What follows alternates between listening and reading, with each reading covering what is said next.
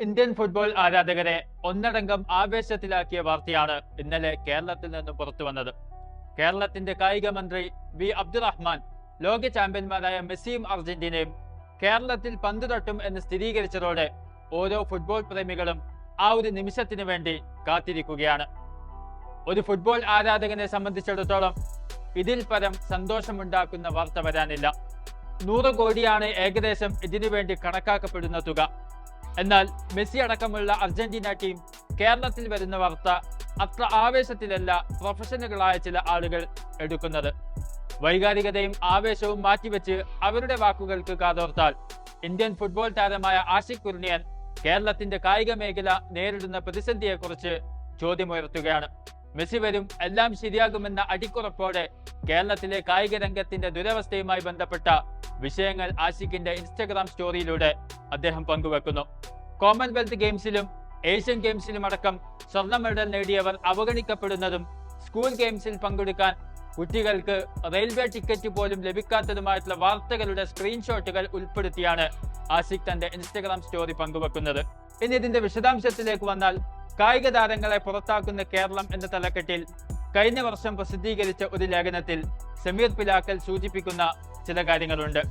19ാമത് Asian ഗെയിംസിന്റെ പശ്ചാത്തലത്തിൽ ഇന്ത്യയിലെ വിവിധ സംസ്ഥാനങ്ങളിലെ കായിക താരങ്ങളെ എങ്ങനെയാണ് അവരവരുടെ സംസ്ഥാനങ്ങൾ ട്രീറ്റ് ചെയ്തത് എന്ന് ആ ലേഖനത്തിൽ സൂചിപ്പിക്കുന്നു.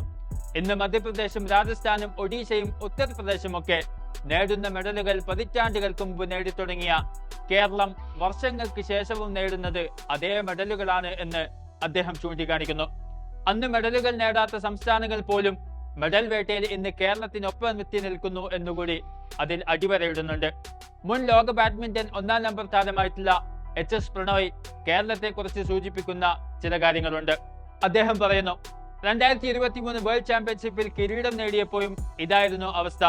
നാട്ടിലേക്ക് വരുമ്പോൾ സ്വീകരണമോ അഭിനന്ദന സന്ദേശങ്ങളോ ലഭിച്ചില്ല. 2022 തോമസ് കപ്പ് ബാഡ്മിന്റണിൽ ചാമ്പ്യനായപ്പോൾ പ്രഖ്യാപിച്ച 2 ലക്ഷം ഇതുവരെ അസോസിയേഷനിൽ നിന്ന് ലഭിച്ചില്ല. സംസ്ഥാന സർക്കാരിന്റെ ഭാഗത്ത് നിന്ന് നോ ഒബ്ജക്ഷൻ സർട്ടിഫിക്കറ്റ് കിട്ടിയാലുടൻ ഇനി അങ്ങോട്ട് തമിഴ്നാടിന് വേണ്ടി കളിക്കും.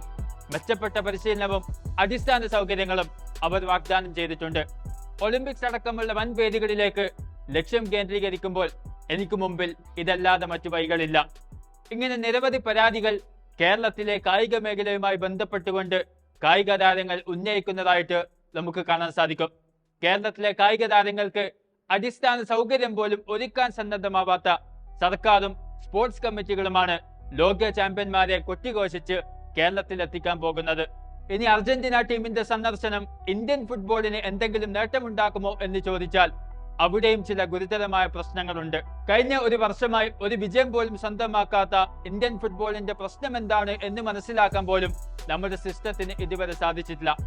എന്ന് മാത്രമല്ല, ഇന്ത്യയുടെ മുൻ ഇതിഹാസ ക്യാപ്റ്റനായ ബൈചുങ് ഭൂട്ടിയ ഇന്ത്യൻ ഫുട്ബോൾ ഫെഡറേഷനിൽ നിന്നും രാജിവെച്ചു പോകുമ്പോൾ all India football federation president ആയിട്ടുള്ള കല്യാൺ ചൗബയെ കുറിച്ച് പറയുന്നത് അദ്ദേഹം പൊളിറ്റിക്സിനും സ്ഥാനമാനങ്ങൾക്കും വേണ്ടി മാത്രം പ്രവർത്തിക്കുന്ന ഒരു മനുഷ്യനാണ് എന്നാണ്.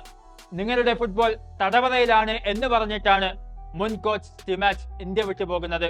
കല്യാൺ ചൗബെ ആ സ്ഥാനത്ത് നിന്ന് പോയാൽ മാത്രമേ ഇന്ത്യൻ ഫുട്ബോൾ രക്ഷപ്പെടൂ എന്നുകൂടി അദ്ദേഹം അതിനോട് ചേർത്ത് പറയുന്നുണ്ട്. അതുകൊണ്ട് വേരുകൾ കേട്ട പ്രശ്നത്തിന് ഇടയിൽ മരുന്ന് തേച്ചത് കൊണ്ട് പരിഹാരമുണ്ടാകുമോ എന്ന് നമ്മൾ ചിന്തിക്കേണ്ടതുണ്ട്.